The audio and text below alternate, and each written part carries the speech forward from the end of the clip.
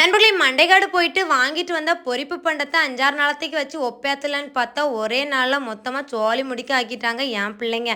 நேற்று மண்டைக்காடு போயிருந்தோம் பார்த்தீங்களா, சாமியை பார்த்ததும் இல்லாமல் எங்கள் அக்கா கடைக்கு வேற போயிருந்தோம். அங்கே சேலுக்கு பொரிப்பு பண்டையெல்லாம் வச்சுருந்தாங்க நண்பர்களே. இது நம்ம எங்கே கண்டாலும் வெட்டுறது கிடையாது. முன்னாடியெல்லாம் எங்கள் அம்மா வாங்கி ஸ்டாக் வச்சுருப்பாங்க.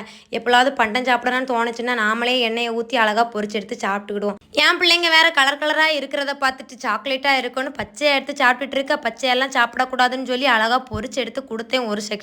சரி மிச்சத்தை வச்சுக்கிட்டு நாளைக்கு நாளானைக்கும் என்னதான் பொரிச்சு கொடுக்கலான்னு பார்த்தா இல்லை சாப்பிட்டு ருசி பற்றி போச்சு, இன்னும் வேணும்னு கேட்டாங்க. அதனால மொத்தமாக ஒரே நாளில் பொரிக்க வேண்டியதாகி போச்சு நண்பர்களே. அப்படியா 2 நாள் ஒப்பத்தை நினச்சதை ஒரே நாளில் காலி பண்ணியாச்சு. இதில் வருத்தமான செய்தி என்ன, பொரிச்சு கொடுத்த எனக்கு ஒன்று கூட டேஸ்ட் பார்க்க கிடைக்கல.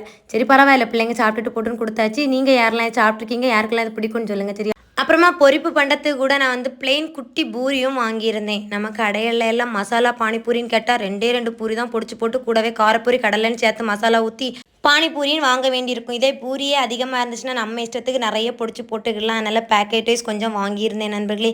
எப்பளும் சாப்பிடக்கூடாது, இது உடம்புக்கு நல்லதில்லை. எப்பளாவது ஆசைக்கு ஒருக்கா வாங்கி சாப்பிட்றதுல தப்பு இல்லை. அதனால நான் ஆசைக்கு கொஞ்சமாக வாங்கிக்கிட்டேன். இன்றைக்கி பாதி பொரிச்சுக்கிட்டேன், மிச்சத்தை பானிபூரி ரெடி பண்ணி சாப்பிட்டுக்கலான்னு வச்சுக்கிட்டேன்.